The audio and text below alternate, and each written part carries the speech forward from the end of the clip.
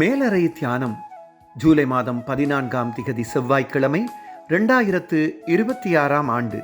எழுதியிருப்பவர் Veronica Vijay Gohil, Gujarat, India. தலைப்பு வேதாகமத்திலிருந்து பலம்.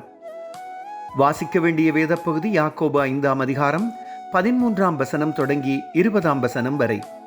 இன்றைய நாளுக்குரிய தியான வசனம் யாக்கோபு 5ஆம் அதிகாரம் 13ஆம் வசனம். உங்களில் ஒருவன் துன்பப்பட்டால் ஜெபம் பண்ண கடவன்.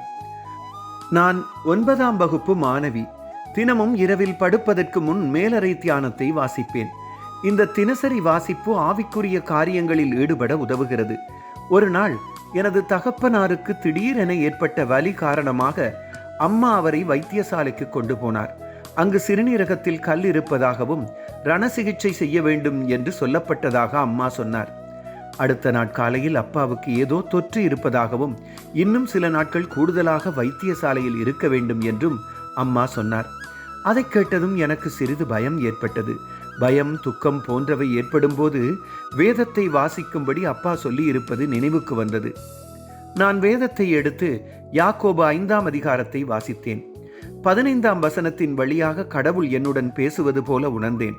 உடனே எலியா தீர்க்கதரிசி ஜெபித்தது போல எனது தகப்பனாரின் உடல் நலத்திற்காக ஜெபித்தேன். ஜெபித்ததும் எனது மனதில் சமாதானம் ஏற்பட்டது. எனது கவலையை கடவுளிடம் ஒப்புக்கொடுத்தேன். பின்னர் அம்மா தொலைபேசியில் என்னை அழைத்து ரண சிகிச்சை வெற்றிகரமாக நடைபெற்றது என்றும் அப்பா சீக்கிரம் குணமடைந்து வீடு திரும்புவார் என்றும் சொன்னார். எனது ஜெபத்தை கேட்டதற்காக ஆண்டவருக்கு நன்றி சொன்னேன். ஜெபம். அன்பான பரலோக தகப்பனே, ஜெபிப்பதற்கு ஞானத்தையும் நம்புவதற்கு விசுவாசத்தையும் தாருங்கள். ஆமேன். இன்றைய நாளுக்குரிய சிந்தனை. சவாலான நேரங்களில் வேதத்தை வாசித்து சமாதானம் பெற்றுக்கொள்வேன். கர்த்தருடைய அன்பும் இரக்கமும் அவர் தரும் பாதுகாப்பும் இந்த நாளில் உங்கள் அனைவரோடும் கூட இருப்பதாக.